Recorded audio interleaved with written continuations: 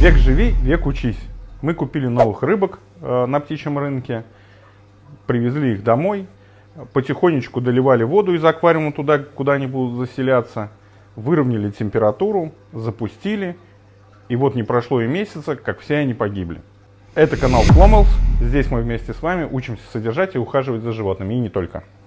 В чем причина их гибели? Сначала, если честно, мы даже не придали этому значения, потому что подумали, что нам продали некачественную рыбку, или мы при перевозке, они стрессанули, видно, мы их неправильно как-то перевозили, и из-за этого они погибли. В общем, все что угодно, но только вина не в нас. Или правильнее сказать, не в нашем аквариуме. Ведь аэрация хорошая, фильтрация хорошая, мы так уверены в этом. Все должно быть хорошо и стабильно, то есть температурку держим, фильтруем, ухаживаем. И по идее в аквариуме, на наш взгляд, все прекрасно. Тем более водичка чистая, то есть мы смотрим, визуально все хорошо, все прекрасно. Но снимая видео про этот аквариум, где мы подменивали воду, чистили его, убирали, в процессе вот этого видео мы обратили внимание, что слишком много водорослей для нашего прекрасного аквариума. Что вроде фильтрация хороша, вроде все прекрасно, но водорослей-то много, вы же видели, если не видели, можете посмотреть, перейдя по ссылочке. Соответственно, мы как-то напряглись немножко, и вспомнив, что у нас есть экспресс-тесты, это такие полосочки тетровские, мы быстренько их нашли, измерили, и, о ужас, выяснилось, что концентрация нитратов просто смертельная для рыбок. Соответственно, возникает два вопроса. Почему здесь так случилось? И почему живы эти рыбки, которые здесь плавают? Ведь концентрация смертельная. И понятно, почему те погибли, а эти почему не гибнут. Вопрос, почему не гибнут эти рыбки и почему концентрация нитратов здесь так повысилась, кроется всего лишь в одной маленькой беде, которую совершили мы своими собственными руками. Я даже не знаю, что нами сподвигло, но мы, вспоминая, помыли оба фильтра внешних прям очень основательно, под проточной водой, замечательно очистив губки, потому что вот в одном из наполнителей здесь вообще в основном прям стандартные наполнения, это губки. Хорошенько их промыли под краном, соответственно и второй, и опустошили два внешних фильтра от биологической фильтрации, можно сказать, полностью. Мы отмыли все колонии бактерий, которые чистили этот аквариум, и они исчезли. Соответственно, два фильтра, можно сказать, пока что у нас пустые и гоняют просто водичку. Еще пока не набрали массу, нужную для очистки этого аквариума. И, соответственно, наполнение нитратов происходило медленно. Рыбки делали свои дела, отмирали листочки у растений, корм и все остальное. Это постепенно набирало количество нитратов. То есть это не резкий удар.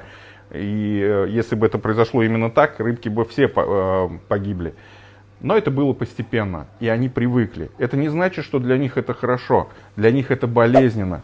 И они чувствуют себя здесь очень плохо. И это надо срочно исправлять. Каким же способом это можно сделать? Естественно, то, что напрашивается, и самое простое и быстрое, это подмена воды. Сделать большую подмену воды и убрать все нитраты. Но при этом есть огромная вероятность, что от большой смены воды показатели параметров мы слишком быстро снизим, и рыбки тоже могут от этого погибнуть. Нельзя резких перепадов делать.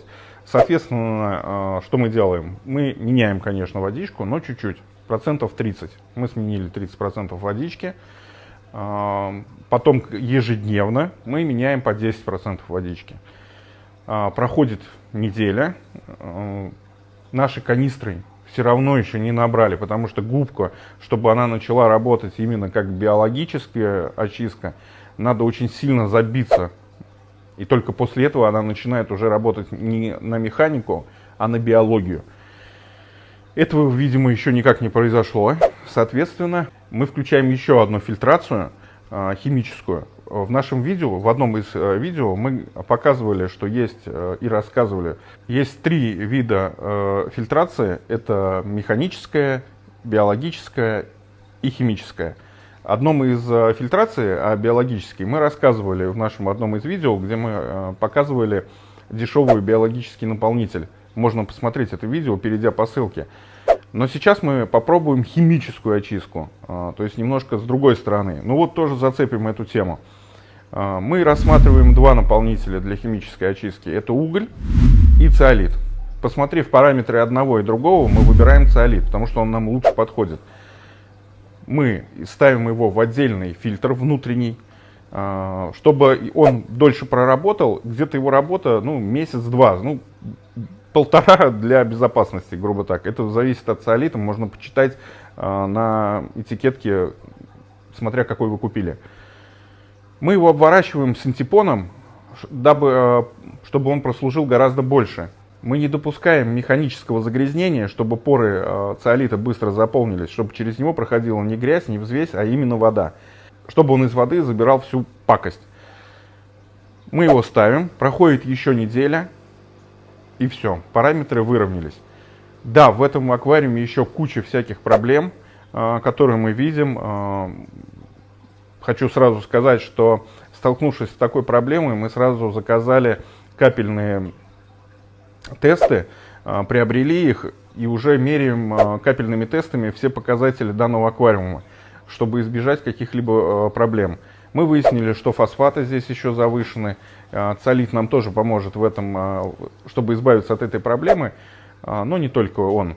Хочется подвести какой-то итог, что несмотря на то, что ваш аквариум выглядит очень хорошо, чистая водичка, но в нашем случае он не выглядел очень хорошо, и его выдавала проблема с очень большое количество водорослей, но имейте в виду, что даже несмотря на то, что ваш аквариум прекрасен, в нем могут быть проблемы. Из-за этого советую приобрести капельные тесты.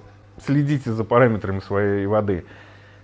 А как убрать, мы вам рассказали, что есть такие вспомогатели, как химическая фильтрация из циолита. Это прекрасный вообще наполнитель, который чистит просто великолепненько. Просто конфеточка. Пользуйтесь, любите природу. Всем всего хорошего.